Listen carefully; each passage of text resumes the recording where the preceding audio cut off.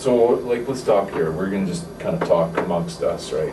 Yeah, one of the things that we get asked quite often is how much time should students be sitting in the classroom in Wellness 10, because the curriculum appears to have so many outcomes that have absolutely nothing to do with physical education or being physically active.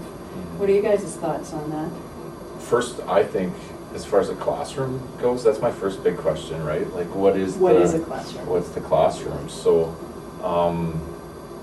Well, the ideal situation for me would be if I was in a school setting that I could have the gymnasium for every wellness class. I would probably teach it all there, but I think I know what you're saying as far as classroom, meaning this is a pen to paper type activity. Yeah. Well, one of the things that I think about with that is really the amount of time that you end up sitting in a classroom with pen and paper and being non-active is only limited by, first of all, your understanding of the curriculum and how you can integrate outcomes. But the other part is the kind of the approach you take as a teacher. And it's only limited by your creativity as a teacher to engage the students in authentic learning experiences. And yeah, because when I say classroom, my question back would be how often are they moving in other subject areas? Because again, it comes back to that, I think. How are we trying to get them engaged and moving?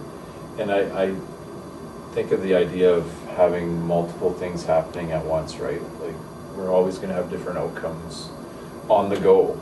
So the analogy of your desktop and you have 5 windows open, sometimes you're going to move from one window and then to a next, or sometimes you're going to have 2 windows open at one time on your desktop and working out of both of those. In some cases you might have some kids working on this window and others here. So my suggestion would be try to always have what one would consider the more active windows open when you have other ones open. And I mean, you don't have to structure it where, okay, this time we're in the gym, we always have to be moving. Well, ideally, yes, but this time I'm in the classroom doesn't mean that I'm always sitting. There's outdoor spaces. I mean, in urban settings, we're sometimes struggling with 3 or 4 classes booked to a gymnasium at a time, so it's a little different scenario, but just thoughts. That's kind of the approach that I took initially, and you can leave the outcomes and keep all of those windows open, but you need a great understanding, and it'll build on itself, of the outcomes. And then you can do that. I couldn't do that right away, and so my students, the only experience they know in this course is the one I provide. So I couldn't do that right away, so I chose to keep 2 windows open at the same time. And I chose an outcome that was more heavily what would be traditionally activity-based, and I paired them with those that traditionally people might view as not being activity-based.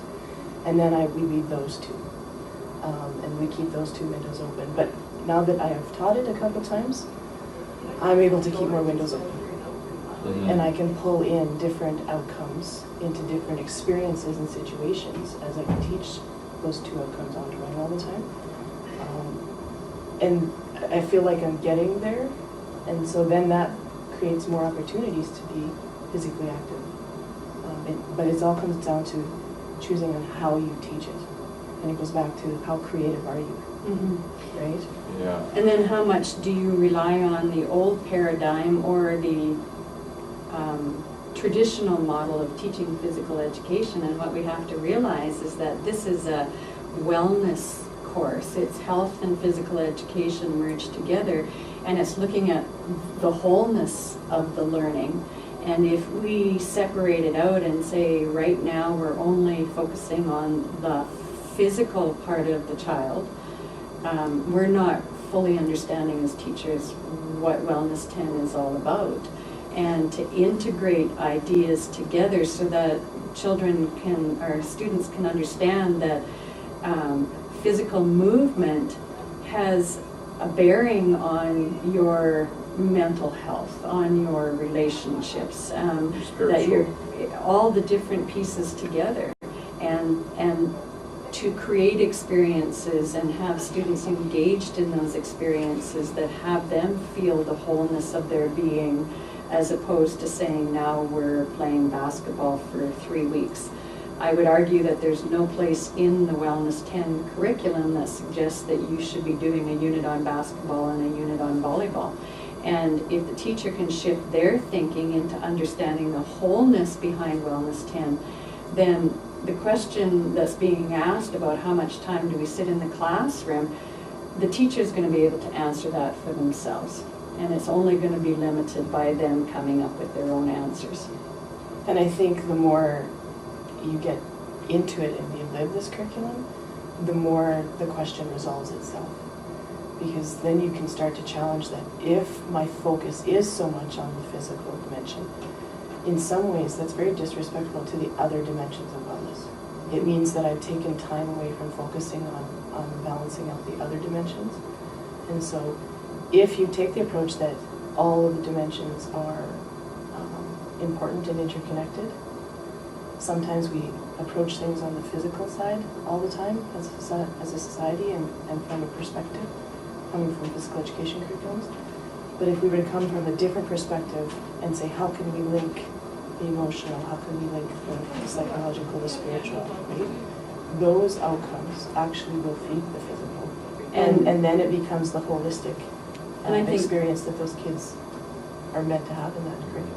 Well, and Brian, I think you've said it well a few times, is what is the language you use? Who am I as the teacher Yeah. to decide? Yeah, and we've had those conversations, like, who am I to decide what they need to be well? I mean, we assess and we try to understand ourselves, and some of us are gonna need more in that, the mental health aspect, and some are gonna need it in the physical. But it's not for us to say it's strictly physical, Strictly, yeah. it's for the kids to decide what they need to be well.